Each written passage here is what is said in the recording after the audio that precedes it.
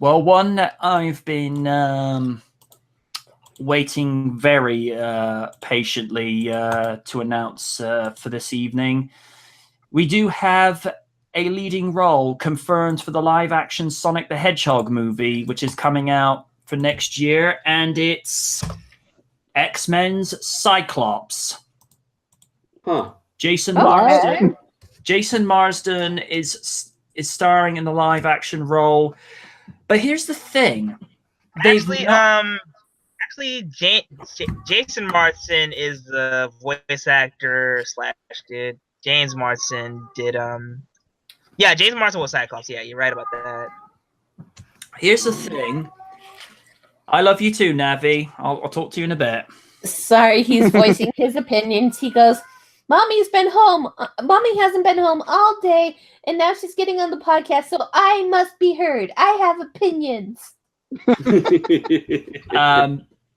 Now, here's the thing. I actually checked the Wikipedia page about this.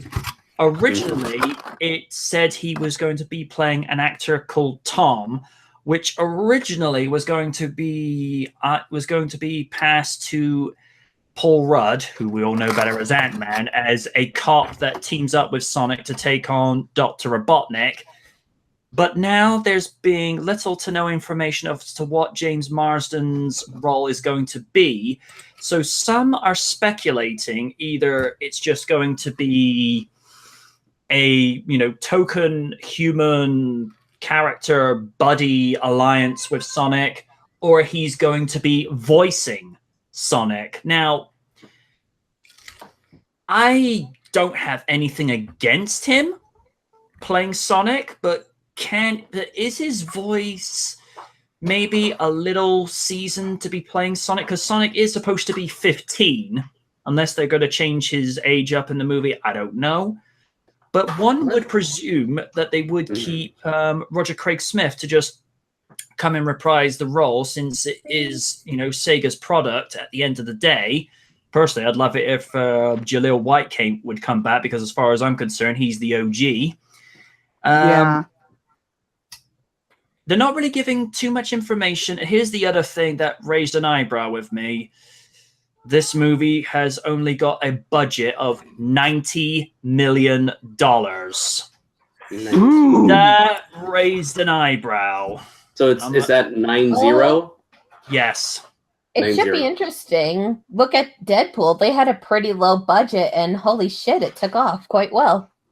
Let's see. I'm going to see how much was that Woody Woodpecker movie. Ooh! Yeah, only it is Paramount doing this. It's basically the same production team, but they just changed from Sony to Paramount because, well, let's be honest, in terms of money, Paramount are one of the go-tos, and Sony's like, we need money. Yeah, do better shit first. Okay, so Woody Woodpecker was only $10 million, and that makes sense. Yeah. I guess $10 million can get you a whole lot, can get you a whole lot, but yeah, with $10 million, you can definitely tell it was that much because most of the movie just takes place in the woods. And I'm assuming with Sonic, you're going to have a whole bunch of robots and explosions and high-speed actions and thrills. So maybe 90 would be good enough. I'm trying to think, when was the last, is this movie still going to be animated or CG live-action hybrid? CG live-action hybrid. Let's see. What other CG live-action hybrids have been around recently? Does Osmosis Jones count? Not really. I mean, recently, and that movie's over 10 years old, I think. And you have to adjust for inflation. I mean... Exactly. That's why I'm thinking, recently. I guess I'm going to see Yogi Bear. Yeah, I'm going to see how much Yogi Bear.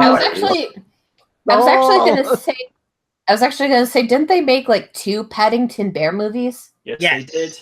And they did. And that upcoming I won't call it. Yeah, upcoming Christopher Robin movie. Oh, okay, so let's see. So Yogi Bear was $80 million. So that's around the price of Sonic. I'm gonna check Paddington. because that was the last movie that the Weinstein Company did before they had to sell off a few items, of which we're not going to go into because we're trying to stay as controversy-free as possible. Yeah. You could say they're in deep water now. Apparently. Okay, so Paddington was like either 50 or 55 million. Oh, But then again, they're only focusing on one CG character. With Sonic, you know Right. there's going to be multiple characters. yeah. Christopher Robin. Right now, Also, the I'm film. thinking the cast of James Marsden has to do with them saving money. They can't get like a big budget actor to be in this movie. That's probably why they didn't go with Paul Rudd, because he's a big commodity now. Right. That's true. Well, the other rumor that was touting around is that Sonic was going to team up with Jack Black, and I'm like, I love Jack Black, I really do, but he's not the right pitch to pair up with Sonic. No. Maybe he's over the top enough to be a voice of a Sonic character. It's like that. It's like that Family Guy. It's like that Family Guy segment that had Jeff Black in it. He was like, "Yeah, yeah." I'm like, Although I did like him in the 2005 King Kong movie. I actually thought he did some serious acting chops for that one.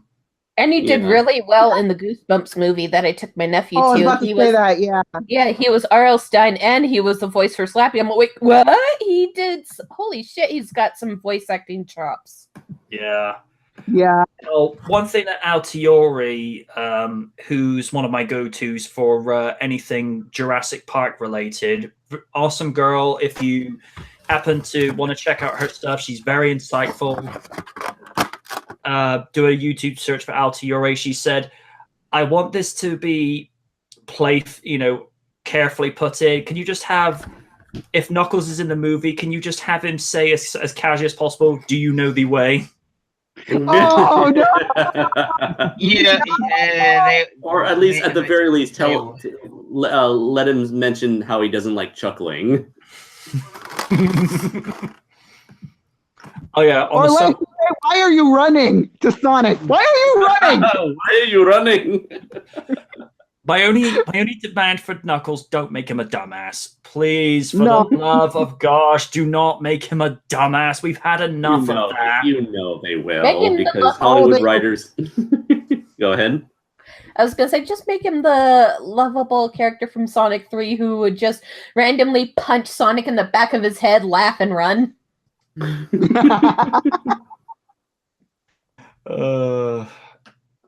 I mean, they've even kind of acknowledged that here's the thing that I think some people misinterpret.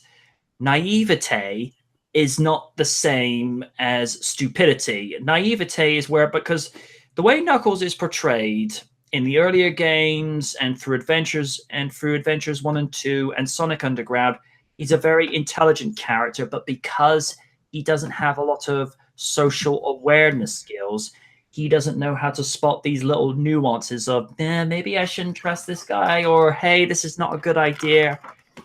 That's where I think they're getting a lot of things confused, because again, there's stupidity and there's naivete. I don't want to say there are similarities, but there are similar components to those those types. They're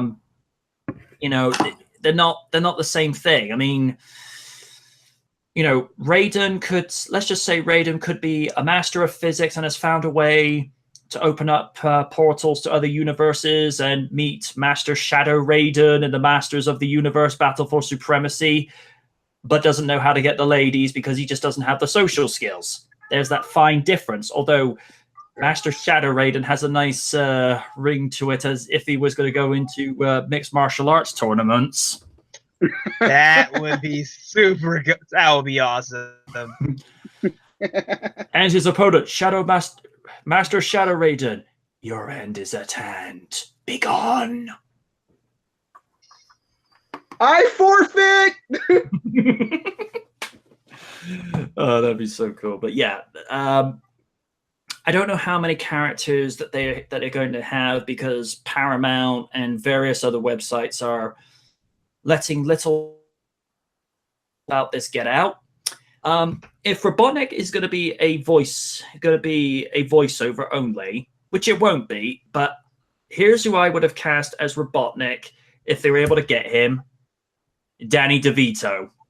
That would have been perfect because he's got the grouchy moxie to do that character justice. But they'll probably just get Mike Pollock because, he's their safe go-to. And to be fair, in the 15 years that he's played that character, he's definitely mastered the art of playing that role.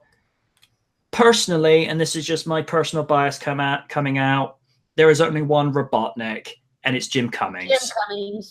All the way. Because it's often said, a hero is only as good as the villain. And if Sonic is the definition of all that is light and hopeful, Julian Kintabor, or Julian Robotnik, whichever your preference, is the antithesis. He's the darkness. He's evil incarnate.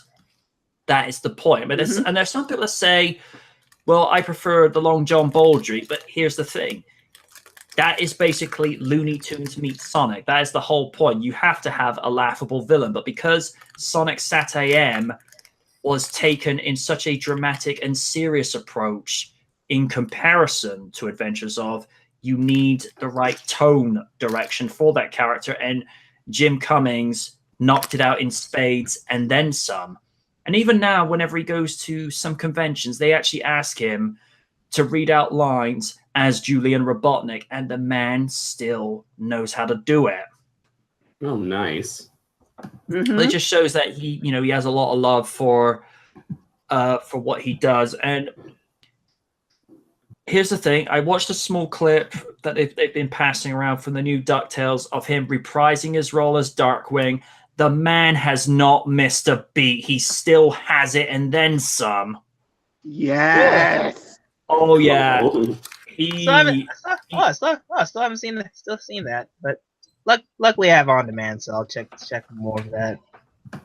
Yeah, he even says doing his signature line, "I am the terror that flaps at night." And I'm like, okay, childhood, be still, thy beating heart.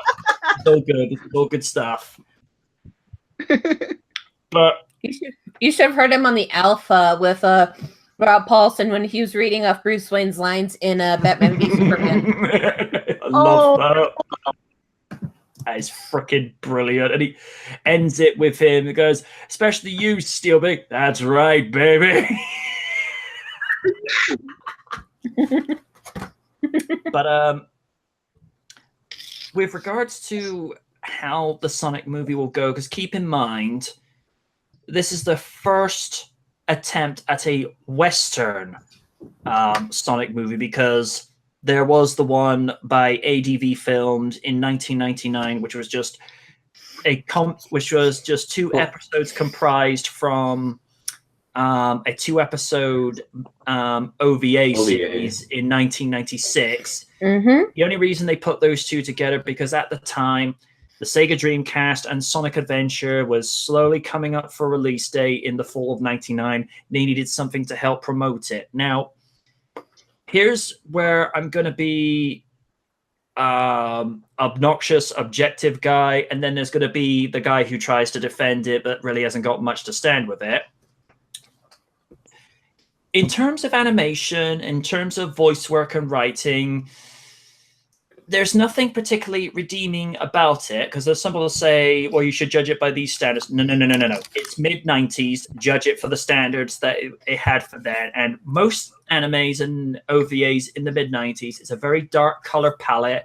The voice acting wasn't particularly special, not like in the late 90s to the early 2000s and beyond, where voice acting is actually taken seriously. Writing has gotten better for a lot of these animes. I mean, you just look at Azumanga Daioh that came out in 2004, 2005. Brilliantly written, casted, and animated, because I think that was Kadokawa Pictures that actually did the animation, where it's very clean, it's very lit, very similar to how Slayers was done. If anybody has ever seen the Slayers OVAs from the early 2000s, well, it was actually done in the late 90s, but ADV weren't able to get the licensing issues sorted out until the early 2000s, which is why we got the huge box set in 2003. The animation, very clean, very, very easy to follow, and especially the voice work they got in there. Jessica Boone, who I've been a huge fan of with regards to voice acting. Her as Chio-chan, adorable. She's pretty much that anime's mascot throughout the entire thing. And the voice actresses that play Tomo, you love to hate her. You get Yomi, who's very insecure about her weight. Then you get creepy Mr. Kimura, who's pretty much the token creepy guy that's always after Japanese schoolgirls, which, okay, dude, sit in the corner and stay out the way because you have severe issues. Stay out of the way. Because he actually says one line at the end of one episode where they think, okay, maybe he's not so creepy. He goes, I wonder if they'll watch me let them change. I'm like, okay, dude, no. But that is an example of how that's an example of how anime had progressed by that point in terms of writing, animation, and vocal delivery.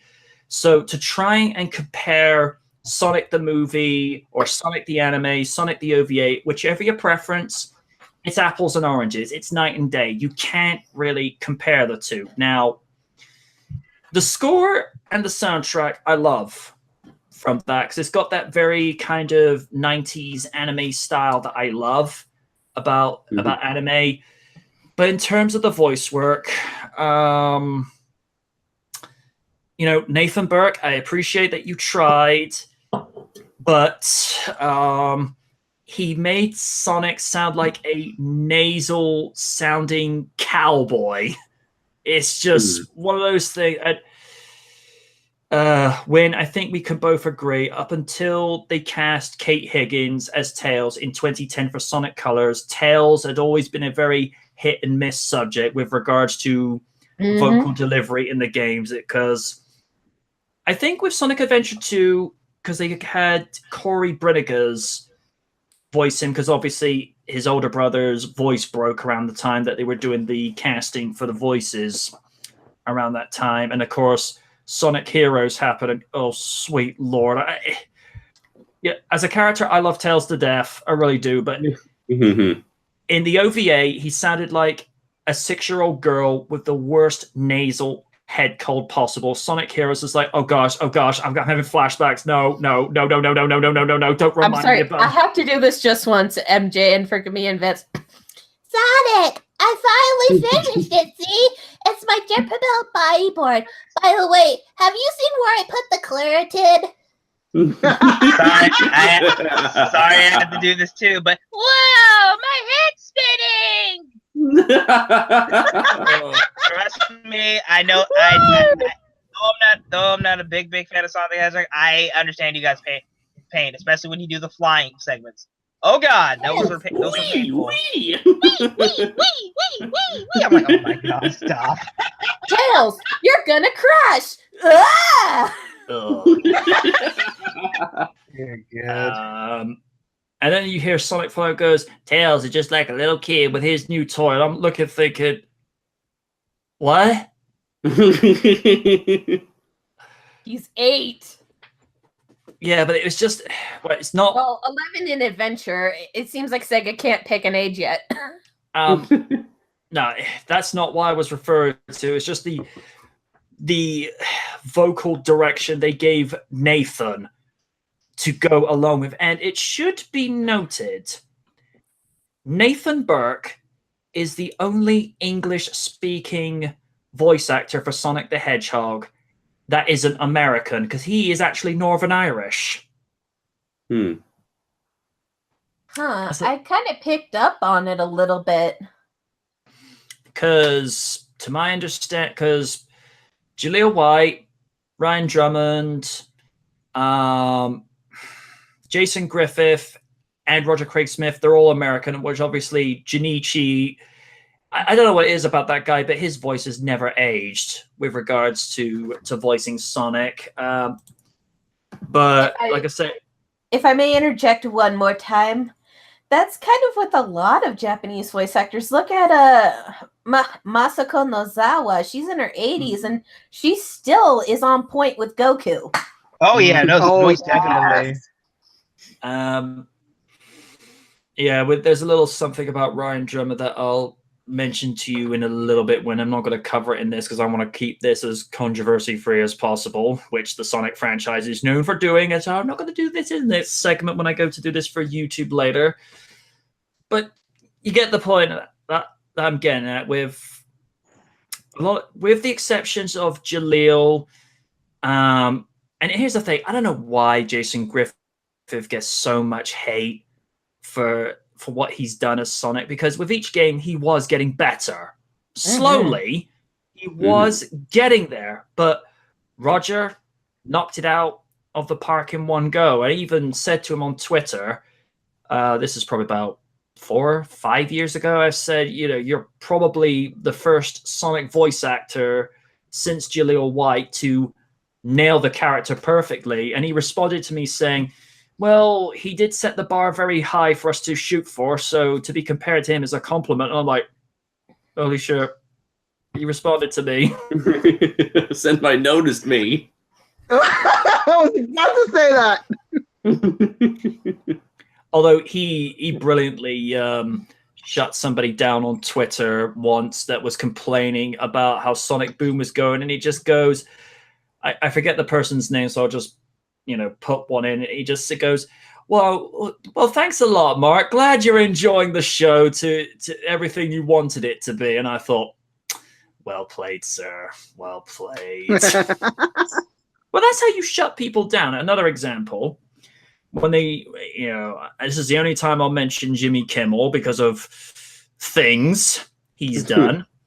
Whenever they do their mean tweets section, somebody said on Twitter that I don't understand why people think Chloe Moretz is so pretty. She looks like my asshole. And she simply responds in kind, well, you must have a bleached asshole then. Jesus.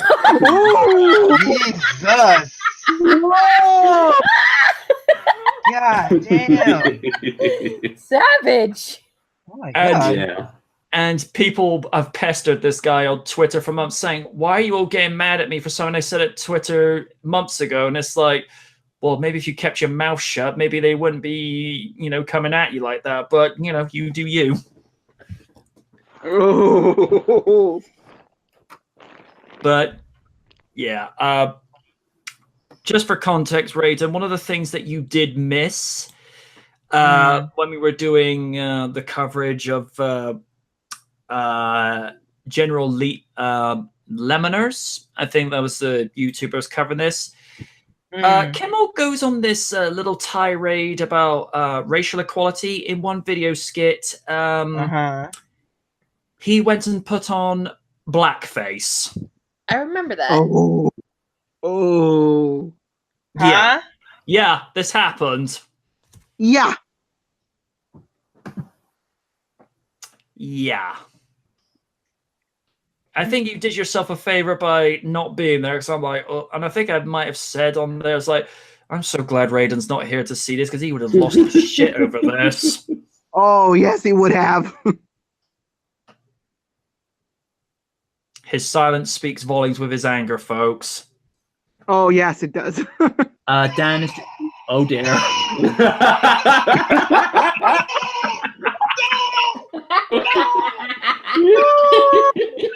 Saw that coming. God damn it.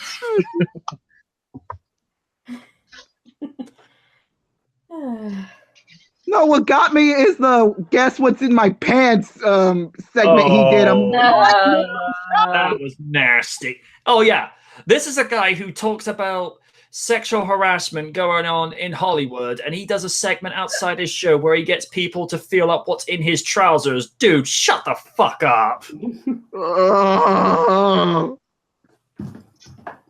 Now, we don't know if he's grown since those days, but I've never watched Jimmy Kimmel, so I can't tell if he's grown since those days. What? I'm just saying there's a chance, but honestly, I don't really give a shit. I mean, Just trying to be fair. The only Jimmy Kimmel thing I've ever enjoyed, and this is my bias towards Back to the Future coming out here, is when they did the opening segment with Chris Lloyd and Michael J. Fox in character, doing as if they just come from 1985, and then the interview with Michael J. Fox showing the first ever working pair of power punches. I remember That was brilliant. Sure. Sorry about that. Navi knocked something over. Aw, dang it, Navi. Dang it, Navi. But yeah, that's the only time I've ever enjoyed anything with Kimmel. But he keeps going on this tirade with Trump. It's just like, dude, you do realize, but by constantly talking about him, you're promoting him. I'm just saying, you might want to refrain from that. Oh, here's the thing. I forget which shooting went on, and he did like this this picture of all the people that had been lost, which had some touching merit behind it. What does he do? He monetizes the video. Dude, that's kind of classless. I'm just saying. Mm-hmm. Yeah. Then again, it's like, yeah, it does definitely. Any action that happens on this YouTube channel definitely reflects on him. But at the end of the day, it is just trying to be fair here. It is a corporate channel, so it's a channel that's not. I can only assume it's a channel that's not being run by him, but being run by whoever owns whatever studio or corporation owns the Jimmy Kimmel show. Yeah, so maybe he doesn't have any control over it, but then again, that's just the thing. He's just part of a big giant corporate conglomerate, trying to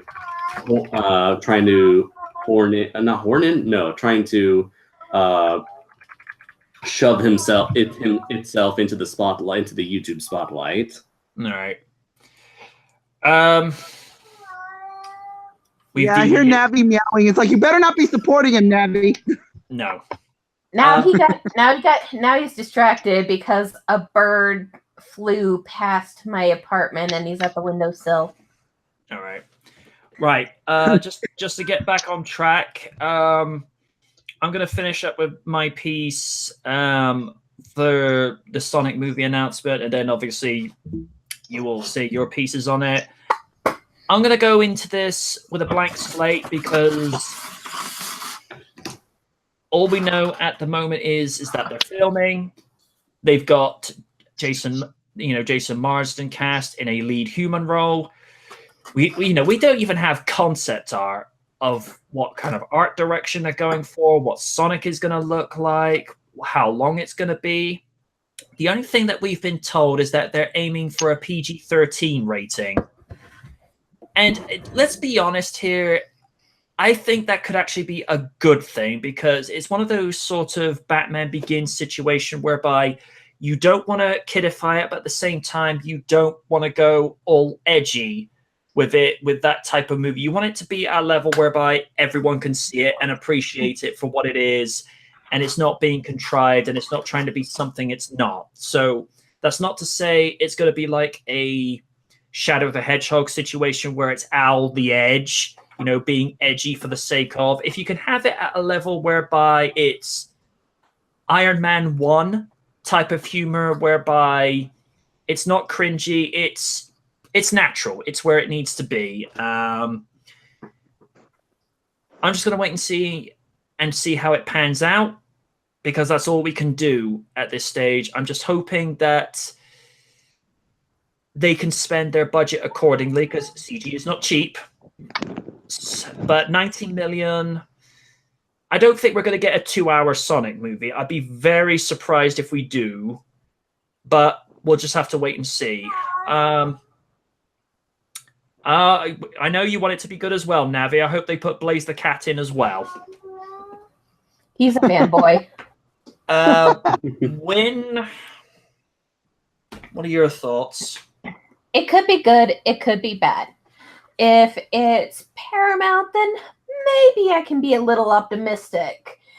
Especially if the writing's good. They should be fine as long as they don't, as you say, make it too edgy and have Sonic say something along the lines of, "Where is that damn Chaos Emerald?"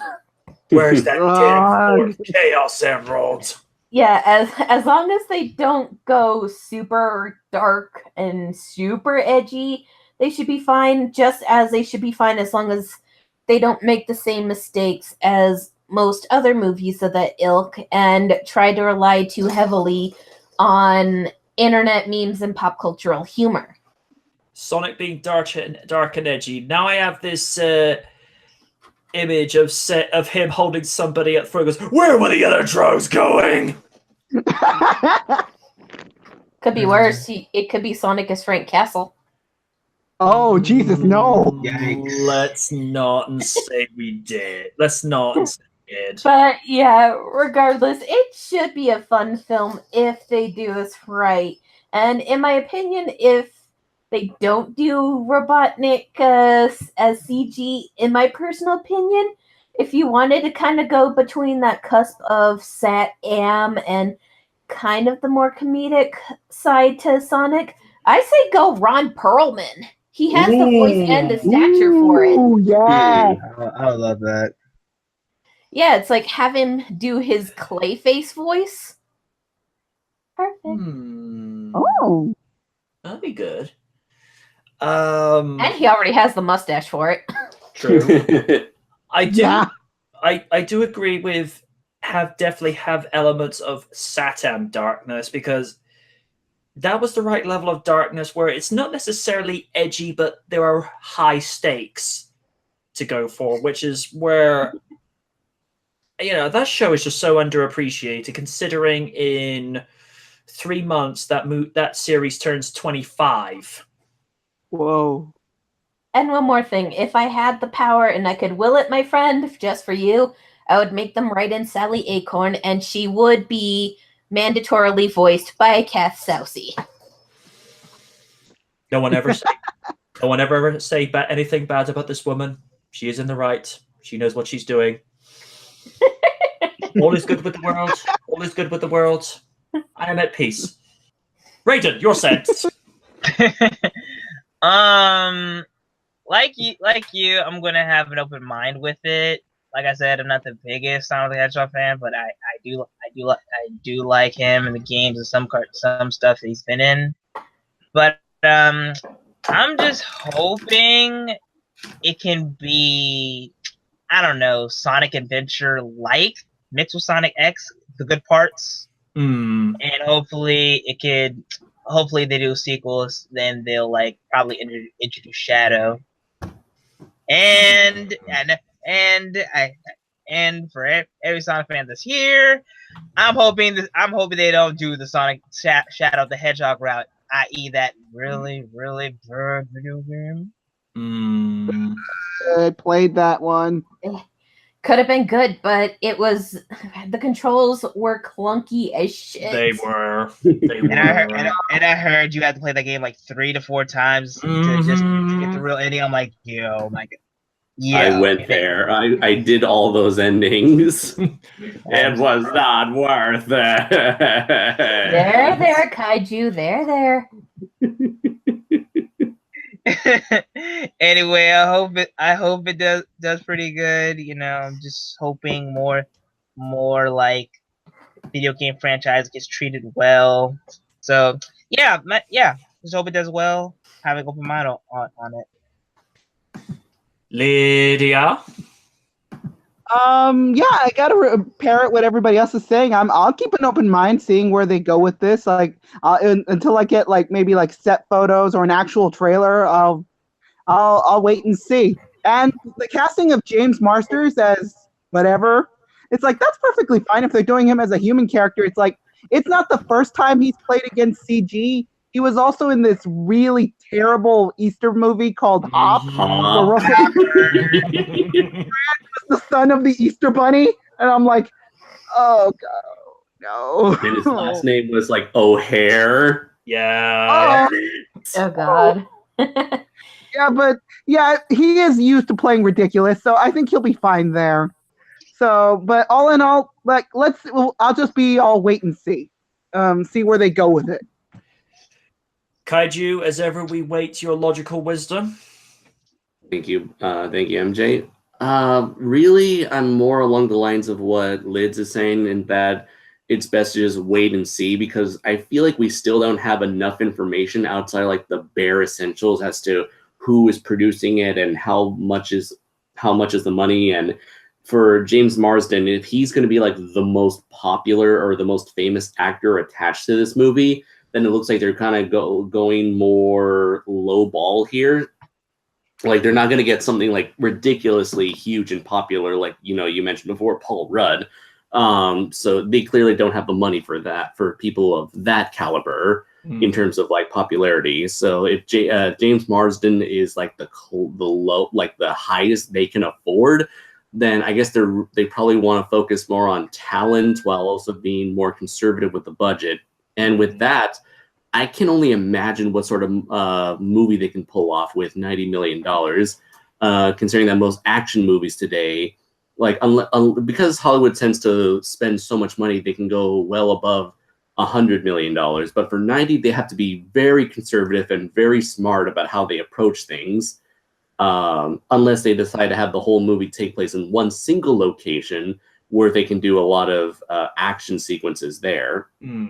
But again, I feel like it's way too early to tell to see what kind of direction they want to go in. I mean, we don't even have a director yet attached.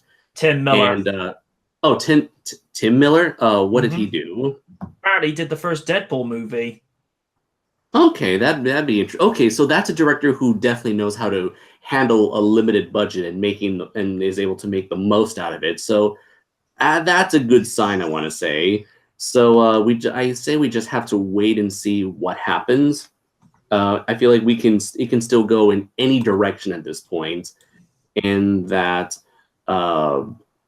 so far nothing real bad has been announced yet. It's like when the new Ninja Turtles movie was announced, and it was like Platinum Dunes Productions and Michael Bay was producing. Those were like clear bad signs.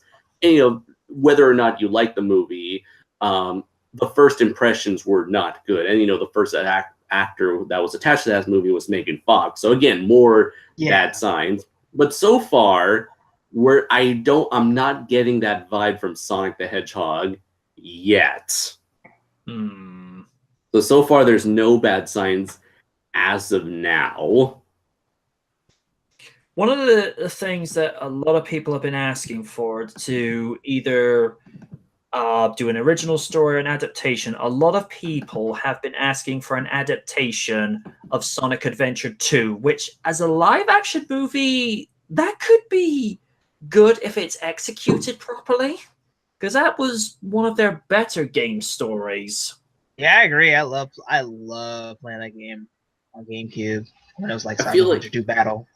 As cool as that would be, I feel like that would be a bit too ambitious to start things off. I feel like if you're going with $90 million and you want to be conservative, I feel like you need to be in maybe one location, maybe an island, maybe like a small island that has some locations. You have a scientist who comes in trying to kidnap all the animals. Sonic comes out of the woodworks and decides to take control and fight for the bad guy and save all the animals in the end. I feel like it's simple, to the point. It's simple, straightforward, to the point, and helps the audience get used to Sonic and his friends in this very easy to understand environment or storyline. Yeah, good. Similar to what they kind of did with Eddie LeBron's live action Spec movie that he did 5 years ago. You never saw that, did you? Right. I still have yet to see that movie, so I don't know how big the scale was there. It was only a 20-minute movie, and to be fair to Eddie, he spent his budget accordingly to... I mean, we knew it wasn't going to be uber brilliant CG for Sonic, but for what little they were able to get him in, they didn't do too badly. Plus, you had Jaleel coming back to voice him for like the first time in 13, 14 years, because the last time he voiced Sonic was in Sonic Underground, and there's one series I'd like to erase from my memory. And here's the interesting thing. When he went to do his recording sessions, he could still get the same pitch that he had for Adventures of and Satam. He could still go that high, but they said, can you make Sonic sound like he's 18 or 19? Make it, that little bit mature, a little bit deeper, but still sound like him. And he said, yeah, not a problem. And he went back to re-record his lines 4 times because he wanted to nail it. And you hear Jalil's delivery, and it's just like, don't ever go away. Please don't. You're perfect. Don't ever go away again. Because to a lot of us that grew up in the early 90s to the late 90s, he was Sonic the Hedgehog. In the same context, Kevin Conroy is Batman, or Christopher Daniel Barnes is Spider-Man. You have those very few voice actors whereby this is not a voice actor voicing this character. This is the character voicing himself. It's very rare when you get that, but Jalil just knocked it out of the park.